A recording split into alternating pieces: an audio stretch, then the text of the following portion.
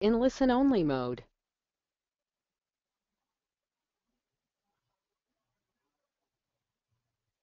Welcome to the Practice Discipleship Initiative webinar series. My name is Dawn Troutman. You can find me at dawntroutman.com, or you may have met me at the Extravaganza, which is another ministry of the ELCA Children's Youth and Family Ministry Network. So this initiative is a dynamic partnership between the ELCA Youth Ministry Network, the ELCA and its youth gathering, and ELCA seminaries and colleges. Practice Discipleship offers leadership development for the sake of faith formation, as you see there on your screen. This year, our theme has been story. This is the last in a series of 7 webinars that focus on Lutheran theology, ministry theory, and practical skills relating to our theme. Today's webinar is entitled Story of Faith Community. Our presenter is John Cummings of Grace in Action, which is a Mission Start congregation of the ELCA in Detroit. Before I turn it over to John, just take a moment to look at the right side of your screen. If you're attending with us live, there's a box where you can write in questions and make comments as we go along. I'll keep an eye on that box so that I will pass along those questions to John as they come in, and there are a couple times we'll be asking for your responses. So keep that open, and we will be sure and pass along your comments and questions throughout the session. So with that aside and all the housekeeping done, welcome, John. Thank you, Don. Thank you very much. And hello, everyone. Really excited for the opportunity to share this presentation with you all today. We'll jump right in. So ours is, as Don mentioned, the story of faith community. And as she mentioned, I'm a pastor in southwest Detroit, Michigan, of a church plant or a mission development of the ELCA. So the question we're posing in the title of this is, does church really matter? And we really want to pose that question to get us to think, no, does church really? Does it really make an impact? Does it matter beyond the 4 walls that we often define as where the church is? Does it make a difference in the world beyond us? So we have a few outcomes for what we want to talk about today. And first and foremost, we want to have just an honest conversation that allows us to have some thoughtful considerations of how our current way of being church is or is not fulfilling our sense of gospel calling. And then secondly, we want to really dig into how our understanding of the historical church or ekklesia and how it actually functioned when the church began, when it was brand new. And finally, we want to create a vision of what a faith community based on that understanding, that concept of the historical ekklesia, the early church, could be, and given some clear tools to enact that vision in whatever context you find yourself in. So those are the focus points that we're going to talk about today. So we're going to start off firstly with a little film, and this is actually interviews of people both in our community at Grace in Action and in our neighborhood as well. And these are folks who are everywhere from kind of being on the edge of church, a little somewhat involved in identifying that way as a church, to folks who might define themselves as agnostic or even atheist, or just really not having anything to do with organized religion. So we'll take a minute to see the video. Thank you. People in poverty, people who are poor, they have different things to offer to them, the church does. And it's mainly the people they try to help, I see a lot of churches that a lot of churches that kind of take in for themselves, and the people who go to that church, and the people who are not necessarily like continuously going to the church, but they're in need of some things, and they just kind of like, oh, you're bad because you don't come to our church, you're not a member, so that kind of thing. If you're not a member, it's like you're not a part of them. Other churches give out foods on Thanksgiving and Christmas, so in that regard, it's helping the community. I think churches serve a good purpose. I think there's a lot of notions about church as in like you have to go every Sunday or the commitment level. If you're not super committed to it, then you're not really, religious or into your faith.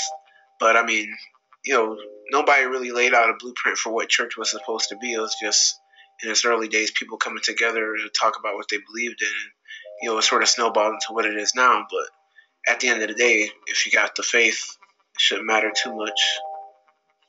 Church has mattered when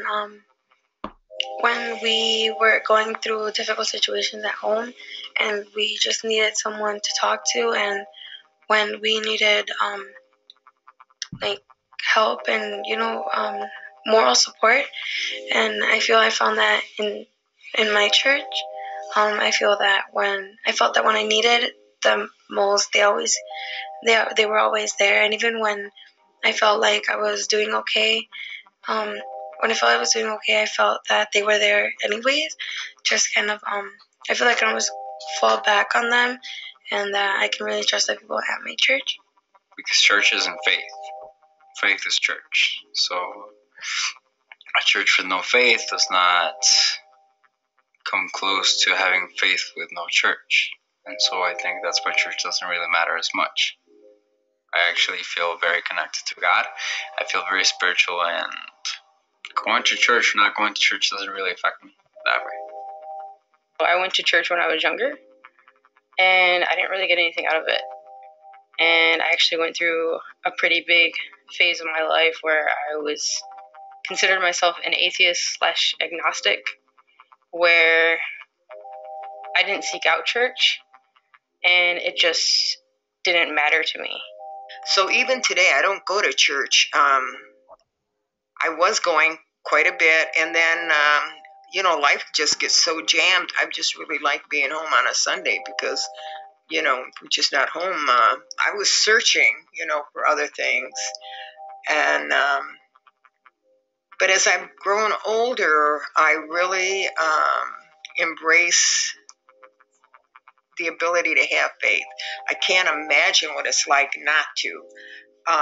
Whether it's Catholicism or whatever religion you embrace.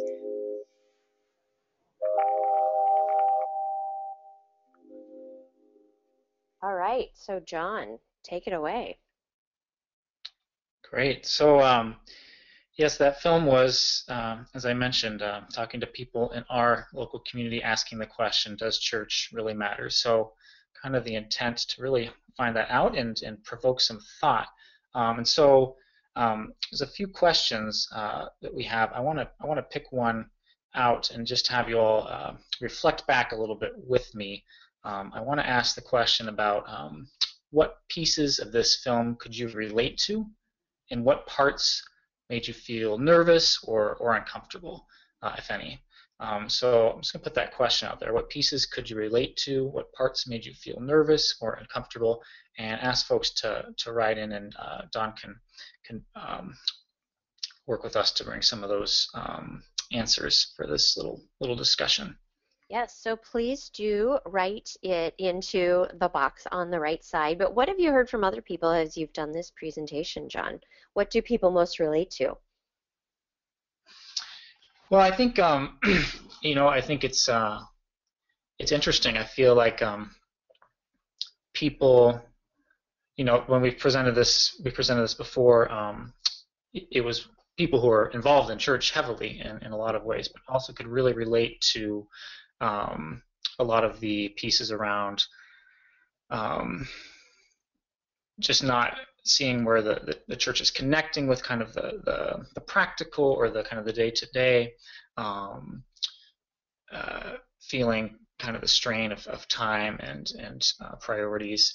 Perfect transition. Kathy says the thought that people are busy and just need more rest, exactly what you're saying. And Andrew said the challenge of balancing time and schedule with the benefit, quote unquote, of being an active participant in a faith community. Thank you, Kathy and Andrew. And please, everyone, feel free to keep writing in. But what do you hear specifically with the time crunch? Isn't that the common thing in today's society? Yeah, I think that's definitely something I hear from a lot of people, and I think I hear a lot of there's a lot of things that are on kind of in front of me that I have to choose from, and I think I hear a connection between that and people saying like, I'm not really, church didn't really or doesn't really connect for me, or I didn't really see, I didn't feel a lot, or just that in choosing those priorities, people kind of express this sort of like, yeah, I've got a lot to do, and why would I do that? Why would I participate in church? Right. And there's kind of like a disconnect in that piece. Thank you, and I've got a few more, exactly. Thank you. So Katie said, not only do people have different connections to church, but they define church differently. And then Brandon said, is church referencing the building and Sunday rituals, or church as in the body of Christ? If church is more about the relationships in community, then the time or place becomes irrelevant. However, we need a time and place to nurture and encourage the body of Christ. Before I move on to the other answers, do you have any kind of reaction to that, to Brandon's comment? I think it's a really good, I think that's a really good thing to bring up, and we're going to delve into that more shortly. What is church really? And I think that's part of the challenge that I hear coming up too in this question of, does church really matter? And so immediately, a lot of the time, when you ask, does church really matter, there's an image of a building and some pews and sort of a very specific piece, whether it's mass or a service, right. that comes to mind. So I'm going to church. It means something. Yes. Priscilla wrote, I agree that the issue of membership is a challenge for us as an institutional church. Membership becomes a means of exclusion, and for many in my context find it not relevant. Vivian, do you want to jump in on that before I go on? Go ahead. Okay, I just want to make sure we get all of your wisdom from these comments. Vivian wrote, church isn't where they need it, and Lori wrote, in what part do we relate to? I noticed that people who are not always active participants seem drawn to the church during troubled times in their lives. So, yes, they find meaning when they have a felt need, not as an ongoing thing in Lori's estimation. Thank you all for writing in. We'll have some more questions you can write into later, but I'd love to throw it back to you, John. Yeah, and those are all really great comments and feedback, and I'd say, similar to some of what we heard when we presented this live, and so there are some real challenges there. Well, yeah, I think let's jump into the next piece, because I think it'll get at some more of the things that are coming up in your questions and comments, and then we'll have some more time to talk after that too. So we're going to do a little Bible study. And this is a piece that's also based out of some work of some scholars. Ray Pickett is at the Lutheran School of Theology at Chicago, and then work done by Richard Horsley, out of University of Massachusetts, Boston. So this is a collaborative piece we're drawing from. So we're going to read from Acts 2:43 through 47. Awe came upon everyone, because many wonders and signs were being done by the apostles. All who believed were together and had all things in common. They would sell their possessions and goods and distribute the proceeds to all, as any had need. Day by day, as they spent much time together in the temple, they broke bread at home and ate their food with glad and generous hearts, praising God and having the goodwill of all the people.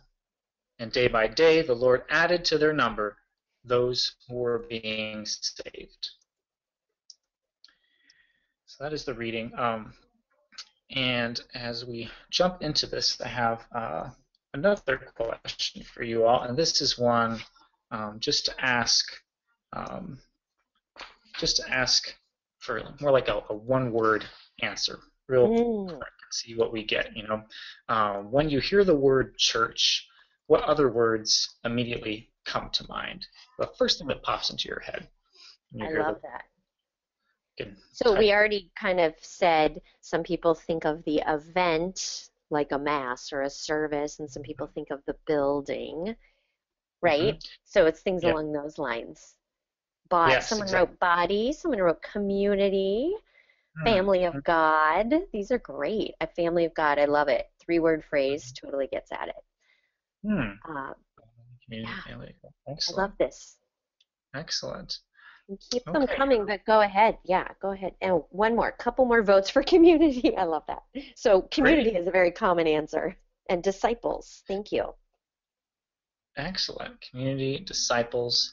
Excellent. Now, these are really good, and I think you'll be pleased to hear um, some of what comes next. Thank Nice. you for sending Fellowship also came up. I just fellowship. want to put that in there. Yes. Great. Great. Okay.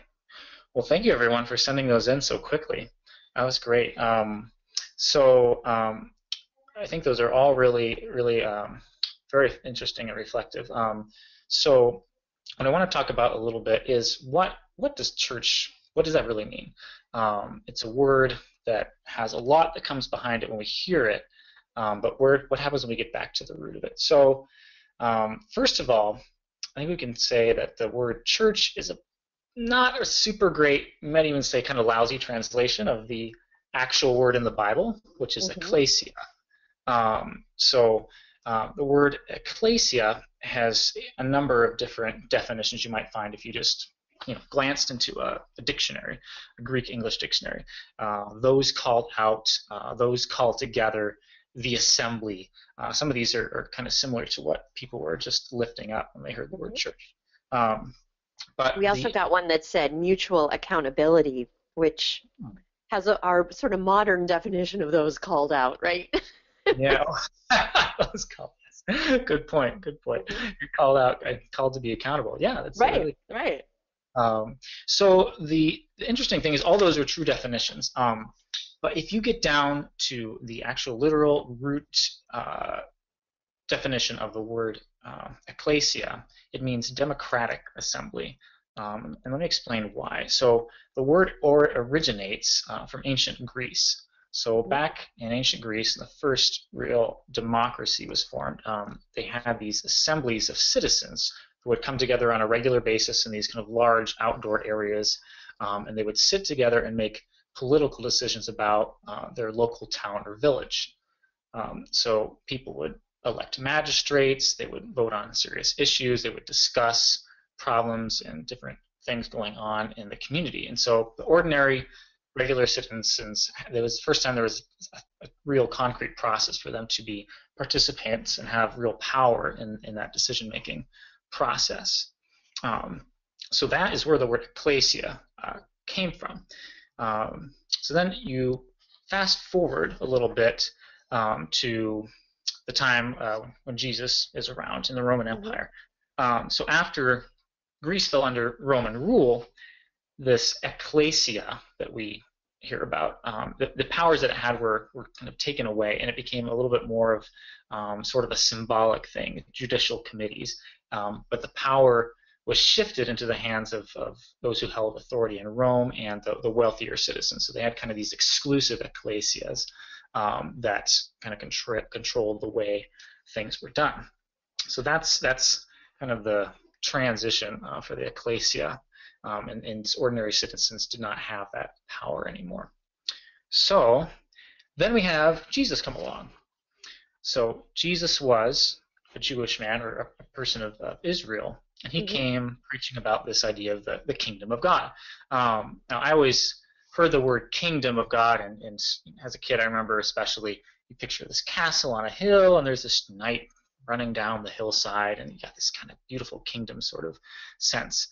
But if we really think about it, kingdom in this context and Jesus' time, it was like saying the nation or the governance. It was the political power at that time. So you could say nation of God, governance of God. So Jesus is seeking to establish this new kind of ekklesia, this new kind of democratic assembly for this coming governance of God. And so we're hearing some words from Acts a little bit earlier with a little bit of a description of what that sort of looks like, what these early gatherings looked like. People came together in their homes over a meal together. They tried to practice and put into action these values of the governance of God. where they would share amongst each other, divide their resources to care for whoever had needs. Sometimes they would send one ecclesia who had a little extra would send some to another in order that everyone would be taken care of. And so they really saw themselves as little kind of pockets of what this kingdom would look like, what this God's rule would look like. And so they saw the future as really believing that Jesus would return, and that this new sort of way of running things that God intended was going to be established. So they were sort of the beachhead, so to speak, to begin to spread that as when Jesus returned. And so they were building it up for the time to come. And so they really believed that the Roman Empire and the power structures that kept the power in the hands of a few would be ultimately broken down, and then the people would have the basic things that they needed and would have the power in their hands again. So it's a long description. So I know this is all probably like a lot of new stuff. So just to summarize, kind of put that all back into summary. Yes. The early ekklesia, or church, was in actuality a radical religious movement with overt political motives that intended to replace the oppressive and unjust order of the Roman Empire with an order based on Jesus' teachings and God's covenant with the Jewish people, one in which justice, humanity, and love of one's neighbor were at the very center of all decisions and the structure of society. So take just a moment to let that sink in as a lot of information. Yes. And so I'll take a minute just to let that sit in, and then like to just reflect on that piece a little bit.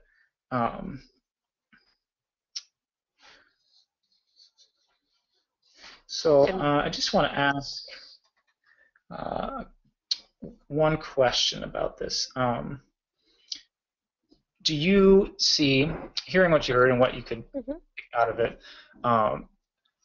do you see a connection?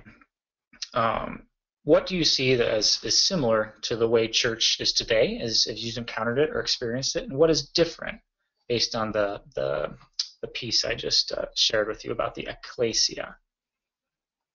Nice. So people who are here live, write into the box and tell us what seems similar or different, and you see things on the screen there to remind you of all these different bits that were part of Jesus's ekklesia. So let us know. One of the things, it's sort of like new and trendy to gather in homes, but it actually isn't. And I think people sort of know that, but it feels like, oh, let's do that. I don't know. That's something that's kind of coming almost back around, the gathering in homes thing. I mean, I know you're on Mission Start, so maybe that is more a part of your framework, but some of these more established churches are finding value in having people be back in the home. Yes, yeah. I think it's neat how to, in Grace in Action, we spent a lot of time just meeting in homes or in small groups as we developed, and there is something, it's really interesting to see the opportunities, the way that opens things up in an interesting way for the Spirit to do new and interesting things. So Andrew wrote it's a similar, that it's a gathering of God's people, so that has been the through line through all this time. That's similar. Thank you, Andrew. Someone is asking, what is ecclesia? Is that not referring to sort of synagogue, or what would the Jewish Hebrew equivalent be? There is a different word for synagogue. Okay. But I think you can see the overlap in how, so synagogues in Jesus' time were not, it wasn't a building you went to, but it was people would kind of gather around under a tree or a certain spot in the village, and there would be teaching and decision making. Okay.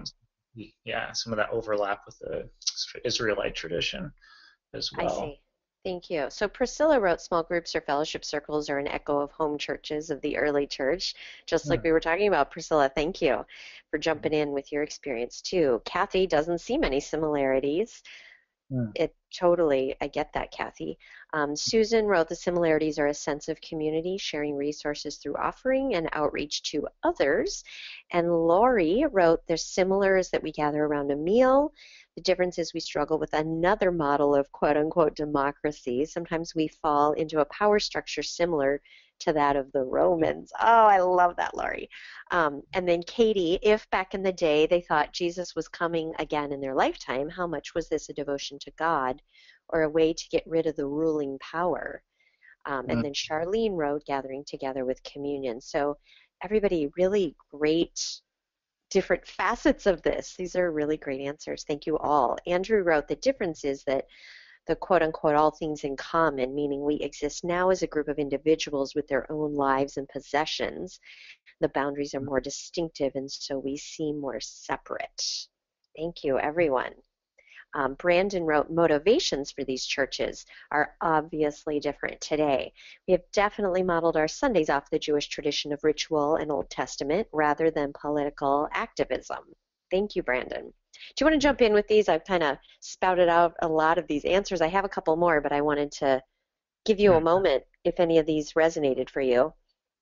Yeah, no, I think they resonate a lot, and I think I think it is interesting because there's a lot of things that are being described. I think there is a lot of ways in which we can tie that connection in. The thing that always kind of stands out to me, and I wonder about to kind of put a piece out there is what, there are these kind of gatherings in homes, and there are a lot of pieces that are similar, but where are they leading? I think sometimes is kind of an interesting question too. What's the purpose with doing that and going forward? And so, yeah, I think that's something that is worth continuing to explore, because I think it can vary. Sometimes it's building community, it's getting people together to get to know each other better, and sometimes it gets at some of these more political aspects that were also kind of integral to the reality that Jesus followers were facing as well. Yes. Priscilla, a little bit along those lines, Priscilla wrote, considering the phrase governance of God, which is on the slide here, leads me to think about how we as church seek God's justice in the world. In some communities, justice drives us. Others try to depart from political. I think this has the connection to the relevance or irrelevance of church to people and communities. Thank you, Priscilla. So people are finding meaning or not finding meaning, maybe based on some of these things. Yeah, that's really interesting, and that makes me want to note to another piece that I heard from this this scholar, Ray Pickett, is that he'll say sometimes, there was no politics, there was no religion. There was no politics, there was no religion at the time of Jesus. And saying in the sense that all of these things were tied together. So the concept we have of having, there's the church here, and there's government here, and there's your personal home life here, all of that was tied into one. Caesar was a god and a political leader at the same time. So that's a concept that we kind of have to step back into, I think, because we're not accustomed to that. So yeah, good thing to bring up. Well, let's keep moving. I'm sure. Oh, one more. I'm sorry. I just misspoke. I want to get Andrew's in there. Kingdoming of God is active. How are we aligning ourselves with God's activity in the world? Thank you, Andrew. Good. I like that. Thank you. Great. Thanks everyone for being just putting so much in there and really making it a discussion. I think that's really makes us a lot stronger. So great. Okay. So I think at this point, I do want to just take one side note. There is a piece with this that can be really powerful. That's can't do over a webinar, unfortunately, but the brick by brick community building activity, which there'll be a link up for that later. So you'll be able to tap into that. But, so if you're watching this after the fact, If you're watching it very soon after the fact, you could find it on our Facebook page or on our Twitter, which is Practice Discipleship Initiative, if you're searching either of those. And that'll be on the last slide of this webinar as well. But if you're on the Practice Discipleship page, there should be a link right there under this replay video. So look around for it. Okay, there you go, John. Great. Thank you. Yes, and it's a great interactive way to get people imagining how do we build a community that looks like ekklesia in our own context, and you get to draw and do a bunch of fun stuff. So encourage you to check that out. Just want to talk a little bit about, as we think of this idea of ekklesia and what that can look like in our world today, and the ways we see it being like what we see happening in church today. There's a few things that you can try that can be really helpful. One is one-to-one conversations, or also sometimes they're called relational interviews. Mm-hmm. And this can be a great tool to engage in just what's going on in the context beyond the walls of the church building. You can set up meetings with people in your neighborhood or in different organizations or schools around where the church is, and it's a great opportunity to really kind of see what is going on that's really relevant to the greater community. And then also that can lead to this next piece, which is exploring people's interest in creating projects based on what people care about. Not only around what you and or your congregation care about, but what the community cares about. So as those conversations happen, you just get out there and talk to people. Those kind of projects can just sort of naturally come up. Someone will say, "Oh, we should totally do this thing, and you guys have a building we can utilize to do it," and you'll be amazed at how that can really just pop in there, and the kind of the movement of the Spirit, so to speak. And then also within congregations, I think another piece that can be really helpful is just creating a culture of ongoing relationships and accountability. Somebody mentioned that accountability piece earlier, and that can also happen with one-to-ones and just creating a sense of relationship between people. So not just a coming and going from church as a building or a place or a thing you do, but a place that is that sort of community that kept popping up in people's conversations. So I think that one-to-one practice can happen within the congregation as well to do that. So a few ideas to throw out there at you all. Great. Thank you. Yes, no problem.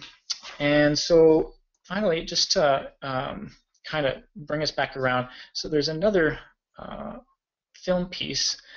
This is some of the same people from the first, but this time we asked folks the question, where do you find meaningful faith community? Where have you found meaningful faith community? So to really kind of start making us think about how can FAQ take place in our context today. Great. So we'll flip over to the movie. I'm not a depressive person, but having been through the accidents, having had my son killed, that every time you started to feel the despair, there was somebody to pull you out again. So in many ways, I mean, God has saved me from so many things. My friends are just the people in this neighborhood. And every time, there was only one day in all that time that somebody didn't come to see us. That was because it was a bad snowstorm. But every time, all this stuff was getting on your brain, there's somebody else that pulled you out. The meaningful faith community have more to do with my friends and the people that are around, I would say, more than the structured faith-based. Actually, that's the truth. Everybody that I look up to has a lot of faith. So sometimes you just have to believe that it's going to get better. You don't have any concrete proof. You don't know that the actions you're doing are going to have an effect. We always have to just have faith and just hope that it's going to work and just do it anyway. And I think that guides a lot of us because, like I said, we don't have any concrete proof it's going to work. We don't have anybody that has brought previously deported people back. We don't have regular community members that did deportation cases and had success rates. Like everything we do, we're the first ones doing it. So we just have to kind of jump into it and hope it works.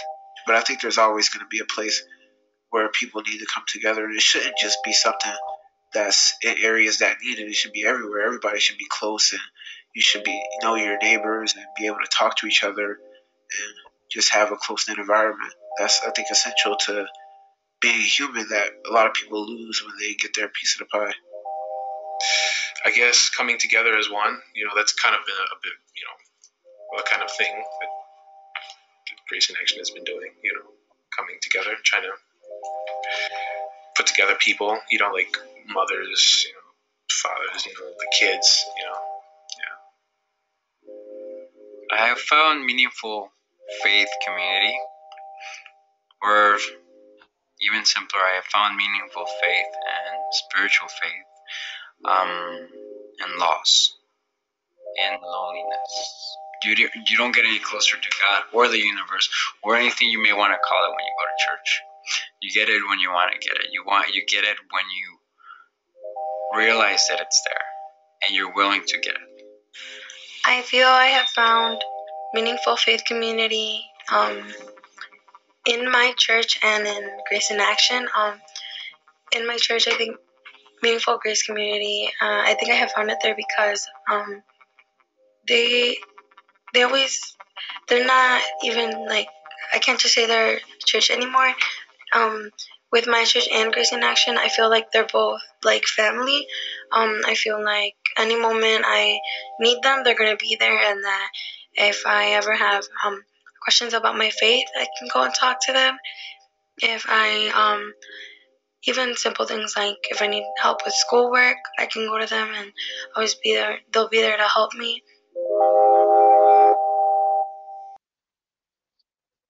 Thank you. All right. So one more question to reflect as we finish up that film. I want to ask you all to try to get specific here too. Think of specific examples. But where do you find yourself authentically involved in faith community inside or outside of your church? Where do you find yourself authentically involved in faith community inside or outside of your church? So, John, what's your answer? Wow, that's a really good question. I find it, It is a good question. I saw it on your slide. I find it everywhere. I think there's a lot of examples. I find it in my neighborhood, on my block. So especially when we first moved in to our neighborhood in first into our house that we bought on our block. There's a lot of abandoned homes on the block. There was kind of some transition going on, but everybody around us kept an eye out and told us that they were watching our house, taking care of it as we kind of transitioned in there. Because what happens a lot in our neighborhood is homes will get stripped of all the metal and sold, and then that house will basically end up getting demolished eventually. But I think there is this kind of common understanding of, we got to watch out for each other for the betterment of all of us. And so the way people stepped in and helped was just incredible. So that was like a faith community to me, because I really felt like that sense of like God working through the neighbors around us and bring us together in sort of that way where we're helping each other to take care of the needs that we had. So wonderful. Andrew wrote that inside equals teaching and outside equals serving others.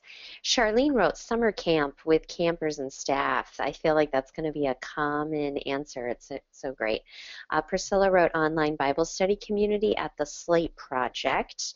Kathy said in small groups that gather, that pray for each other and recognize God's work in the world. Susan's answer to where she finds authentic faith community is in my mom's Bible study group. We share faith stories, support each other, and pray for each other. And then Brandon said, I find my authentic faith community specifically in outdoor ministry staff. There's something great about being in the same place with people who hold you accountable with the same calling. And then Katie said, I think I find myself authentically involved when I don't expect it or I'm not really trying. It's usually after the action, and many times I'm not the one making the decisions. There's no inside or outside for me since I haven't really had a community for a few years because I move frequently. Katie, I think your story is another common sub-theme of there are a lot more people moving more often, and finding community is a different thing. Mm-hmm. Wow. Yes. Wow. Thank I you. like that Thank you. some people said online. I find definite faith community in some online groups too. So I'm similar to some of these people. Yeah, absolutely. And yeah, it's neat to hear people encountering a faith community in ways that are, a lot of those that are not attached to a certain space or place, but more a group of people.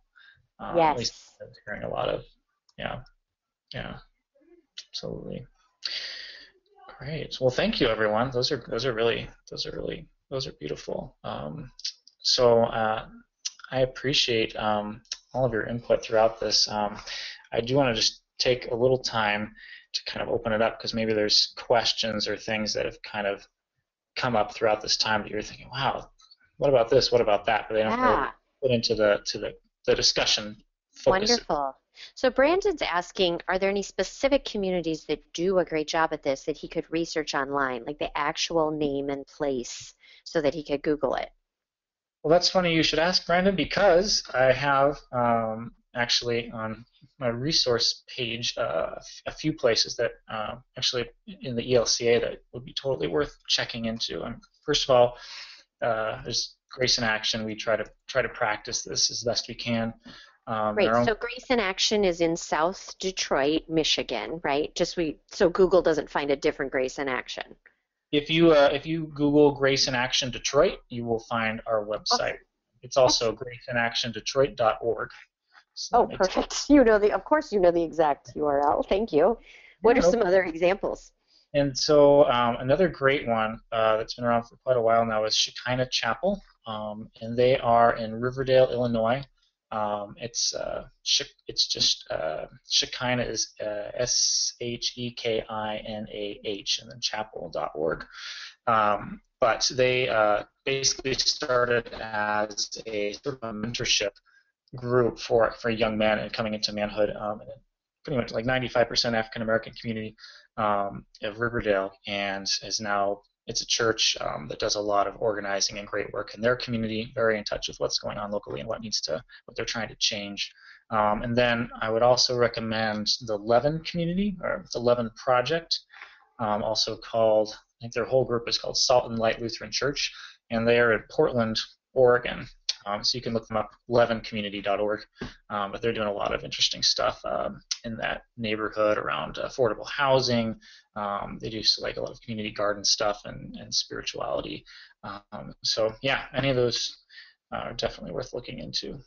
So Vivian was wondering specifically about ELCA communities, and you seem to have mentioned a couple that have the word Lutheran in the title, right? Yeah, all three of those are ELCA communities. Yes, all three of those. So awesome. And Brandon said thank you. So you got to the right thing. Great. If people sort of want to research this more, are there any books or websites that you recommend? Yes. So there's a lot of good stuff out there. So books, okay. So I should put a plug for Ray Pickett. He's being a Lutheran scholar and all. So he has a piece. It's actually an article called "You Cannot Serve God and Mammon," which a lot of this Democratic Assembly stuff comes out of. There's also Richard Horsley, Horsley, has a book called Covenant Economics: A Biblical Vision of Justice for All. But if you just look up Covenant Economics, you should be able to find it. Yeah, and he's got a bunch of stuff. It's all really good. There's also one called In the Shadow of Empire, which this was drawn from. So, and then, so books, what was the other question? Books and... Well, I mean, you resources, which you did say an article and ways to find them. So thank you. And we will be putting links to all these things. So Great. Thank you very much. So if you're watching after the fact, you should be able to find links right there on the replay page. So the next question, this is the ELCA Children's Youth and Family Ministry Network. So if you wanted to encourage a sense of ekklesia, or whatever word we want to say, among like 7th grade boys, where do you start? Well, honestly, I mean, I can speak from our experience and perspective. That's all we need. I think, so at Grace in Action, we have a couple of youth collectives, and one of them is middle school and high school age boys and girls they design and print T-shirts, and basically run like a business. They make shirts for different companies, churches, organizations, whatever you might have, and they have mentors who work with them. There's another collective that does website design and graphic design as well, and they also have mentors. The same kind of thing. So I would say that there's nothing like, you can talk about this stuff as much as you want, and that's important too. But I think trying to put it in practice in some way is really good. And so for us, in our context, in a situation where things are sort of laid out to benefit folks who have more access to resources and capital, especially in the business world, versus young people of color are really at a disadvantage when it comes to being able to get into that sort of arena. So they're actually participating in creating that opportunity in that space to be able to challenge some of that power dynamic together as they work together as these communities of these collectives to do that. So I think that varies on where you're at, what that looks like. But I would just say, more than anything, how do you live it? How do you make it happen in action? How do you give them something real to do where they see the very obvious benefit and they're also learning something and getting mentoring, and it's got so many levels. Yeah, and how do you sort of shift the paradigm to around, I think youth can often be, there can be these sort of norms of talking, sort of not talking down to, but simplifying or not really giving them the power to kind of form things or make decisions, but to actually give them that ability and value what they have to say and how they would lead. I think really starts to shift the way they see themselves and the way we interact in the world between like youth and adults. Yes, and Andrew is backing you up. He says, engaging in active service fosters community. It's very important for all, but especially for youth. Thank you, Andrew. Another just book from Katie, and I actually have read this too, Katie, so I'm going to add my gold star beside yours. The Digital Cathedral by Pastor Keith Anderson talks about community both online and offline, so it goes well with this topic. Thank you for bringing that up, Katie. Okay, great. Thank you. Yeah. So I just want to make sure you get the last word, and then I have a few more little announcement things. So what is your what's the takeaway that what's the soundbite everybody needs out of this? Yes. So as we conclude this time, I just want you all to take with you just to kind of meditate on as you go about the rest of your day. What do you think you could do, one thing, to help build the ekklesia, this idea of the church as this movement of liberation and justice in your own context today? What's one commitment that you could make to building the ekklesia as that movement of liberation and justice?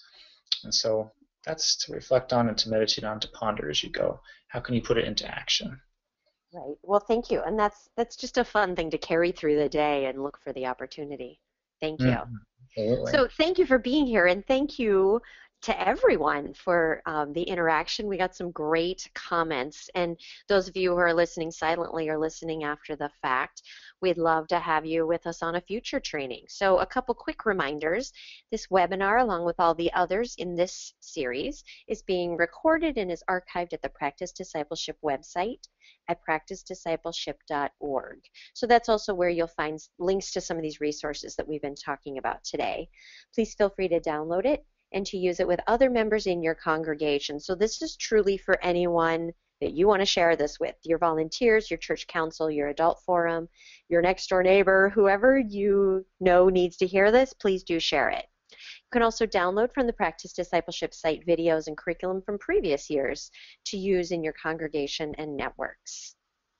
Each synod in the ELCA has a practice discipleship coach who's been trained to offer seminars on these topics locally in your own synod. So training events are posted on the website, and keep checking back for updates. You can also find event dates on the network app for iPhone and Android. There's a picture of it. This free app gives you anytime access to videos, network news, and the calendar of events, plus an interactive prayer wall and much more. Follow us on Facebook and Twitter, and I mentioned those pages earlier. That's where you can find some of these resources within the next 24 hours or so. So if you are on Facebook, you can search for Practice Discipleship Initiative. If you are on Twitter, you can follow ELCAPD. So thank you all for being here, and thank you, John, for being here. We'll see everyone in February with our next set of curriculum. This year was story, and next year is wonders. So how fun will that topic be? So check on Facebook, Twitter, and practicediscipleship.org for updates. Or if you received an email about this, you will receive emails when the next round gets started. So we look forward to talking to you then. Have a great day, and we'll talk to you later. Goodbye.